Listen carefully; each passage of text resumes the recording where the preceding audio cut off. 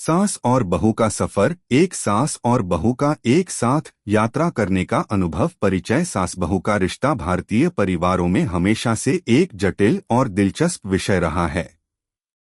यह रिश्ता कभी प्रेम और सम्मान से भरा होता है तो कभी संघर्ष और समझौतों से। लेकिन इस कहानी में हम एक ऐसे रिश्ते को देखेंगे जिसमें समय के साथ सास और बहू के बीच न सिर्फ समझ बल्कि मित्रता भी विकसित होती है।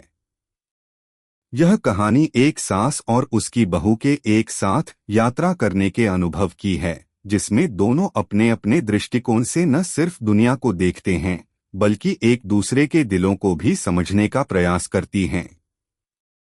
अगर आप अपनी माँ से प्यार करते हो और उनको हमेशा खुश देखना चाहते हो तो चैनल को सब्सक्राइब करो, लाइक करो, हर हर महादेव कमेंट करो। बहुत ही जल्द आपको खुशखबरी मिलेगी। प्लीज वीडियो को लास्ट तक जरूर देखें। अब आगे सुने यात्रा की शुरुआत। यह कहानी एक छोटे से गांव की है जहां पर शारदा और उसकी बहू माया रहती थीं। शारदा एक 55 साल की महिला थीं जिनकी पूरी जिंदगी घरेलू कामों में बीती थी। उनके पति श्रीराम का निधन कुछ साल पहले हो चुका था और अब वे अकेले अपने बेटे अर्जुन और बहू माया के साथ रहती थीं। माया एक आधुनिक, शिक्षित और स्वतंत्र विचारों वाली महिला थी। उसकी सोच और दृष्टिकोण शारदा से काफी अलग थे, फिर भी दोनों के बीच रिश्ते हमेशा सम्मानजनक थे। एक दिन अर्जुन ने फैसला लिया कि वह अपनी माँ और पत्नी को एक साथ कहीं बाहर घुमाने ले जाएगा। शारदा और माया दोनों ही इस यात्रा के लिए तैयार हो गईं, लेकिन उनके मन में अपनी अपनी चिंताएं थीं। शारदा को यह चिंता थी कि माया एक आधुनिक लड़की है और उसे पारंपरिक यात्रा की आदतें पसंद नहीं होंगी, जबकि माया को यह लगता था कि शारदा की पुरानी सोच और आदतें उसे बांध सकती हैं। अर्जुन ने दोनों को समझाया, माँ, माया, यह यात्रा सिर्फ घूमने के लिए नहीं है बल्कि हमारे रिश्ते को मजबूत बनाने और एक दूसरे को समझने का एक मौका है। शारदा और माया ने अर्जुन के प्रस्ताव को स्वीकार किया और यात्रा की योजना बनाई। दोनों ने तय किया कि वे उत्तर भारत के एक ऐतिहासिक स्थल जयपुर जाएंगे। शुरुआत में थोड़ा संघर्ष। यात्रा के पहले दिन जब वे जयपुर पहुंचे तो शारदा को पहले ही बहुत सारी चीजें अजीब लगने लगीं। होटल के कमरे में उन्हें बहुत सारी आधुनिक सुविधाएं थीं जो उन्हें समझ में नहीं आ रही थीं। शारदा ने माया से कहा, क्या यह कमरा बहुत बड़ा नहीं है? हमारी जिंदगी में कभी इतने बड़े कमरे की जरूरत नहीं पड़ी। माया हंसते हुए बोली, माँ, यह होटल है और हम आराम करने के लिए यहाँ आए हैं। आप आराम से बैठिए, सब कुछ ठीक होगा। माया की यह सकारात्मक सोच शारदा को थोड़ी सी अजीब लगी, लेकिन वह चुप रही। इसके बाद वे सब बाहर घूमने के लिए निकले। जयपुर की गलियों में चलते हुए शारदा को हर जगह भीड़ और शोर शराबा दिखाई दिया। शारदा ने माया से कहा, मुझे यह शहर बहुत भागदौड़ वाला लगता है।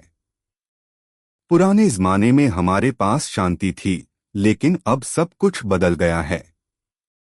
माया ने समझाया, माँ, समय बदल चुका है, लेकिन इसका मतलब यह नहीं कि हम पुराने समय को याद करते हुए वर्तमान का आनंद नहीं ले सकते।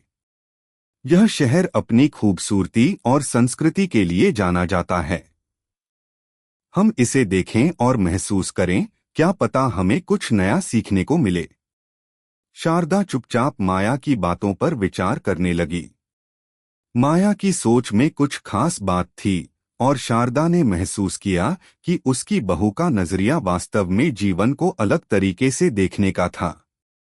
समझ का निर्माण। अगले दिन शारदा और माया ने सिटी पैलेस और आमेर किला देखने का तय किया। आमेर किले की ओर जाते हुए शारदा ने माया से कहा, तुम्हारी जिंदगी में बहुत सारी स्वतंत्रता है, क्या कभी तुम्हें लगता नहीं कि यह बहुत बोझिल हो जाता है? हम पुराने समय में कितने खुश थे, परिवार एक साथ रहते थे। माया ने एक गहरी सांस ली और कहा, माँ, यह स्वतंत्रता मुझे बोझिल नहीं लगती। मुझे यह लगता है कि हर इंसान को अपनी जिंदगी अपने तरीके से जीने का हक है, लेकिन इसका यह मतलब नहीं कि परिवार का संबंध कमजोर हो जाता है। हम आज भी एक परिवार हैं, बस हमारा तरीका बदल गया है। शारदा ने माया की बातों को गहरे से समझा। उसने महसूस किया कि माया अपनी बातों में सच्चाई और समझदारी लाती है। वह समझ पाई कि पारंपरिक और आधुनिक सोच के बीच एक अच्छा संतुलन होना चाहिए। दोनों के बीच अब धीरे धीरे एक अच्छी बातचीत शुरू हो गई थी।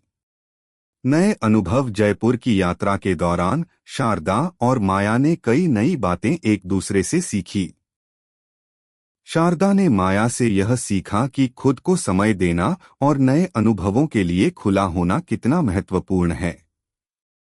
माया ने शारदा से यह सीखा कि पारंपरिक मूल्यों और संस्कृति का सम्मान करना कभी पुराना नहीं होता, बल्कि यह हमें हमारे अस्तित्व की पहचान देता है। एक दिन वे दोनों हाथ में हाथ डाले जयपुर के प्रसिद्ध जल महल के पास खड़े थे। शारदा ने माया से कहा, देखो यह महल कितना सुंदर है। मुझे लगता है कि जैसे इस महल की दीवारें हैं, वैसे ही हमारे रिश्ते भी हैं। कभी ठोस, कभी हल्की, लेकिन जब तक हम दोनों इसे समझें, यह मजबूत रहेगा। माया ने मुस्कराते हुए कहा, माँ, आप सही कहती हैं। रिश्ते में बहुत कुछ समझौता होता है, लेकिन जब हम एक दूसरे को समझने की कोशिश करते हैं, तो वह रिश्ता और मजबूत होता है। रिश्ते का सशक्त होना। यात्रा के बाद जब वे घर लौटे तो शारदा और माया के बीच एक नई समझ और आत्मीयता पैदा हो चुकी थी। शारदा अब माया को केवल अपनी बहू नहीं, बल्कि अपनी दोस्त मानने लगी थी। दोनों एक दूसरे के विचारों का सम्मान करती थीं और एक दूसरे से बहुत कुछ सीख चुकी थीं। अर्जुन ने देखा कि यात्रा ने उसकी मां और पत्नी के रिश्ते को न सिर्फ मजबूत किया था, बल्कि दोनों के बीच एक नई दोस्ती भी बन गई थी। निष्कर्ष। इस यात्रा ने यह साबित कर दिया कि सास और बहू के रिश्ते में प्रेम और समझ के साथ साथ एक दूसरे के विचारों का सम्मान भी महत्वपूर्ण है। शारदा और माया का यह सफर सिर्फ एक यात्रा नहीं था, बल्कि एक अनुभव था, जिसने उन्हें एक दूसरे के दिलों के करीब ला दिया। कैसी लगी आपको कहानी? प्लीज कमेंट करो, लाइक करो, सब्सक्राइब करो। धन्यवाद।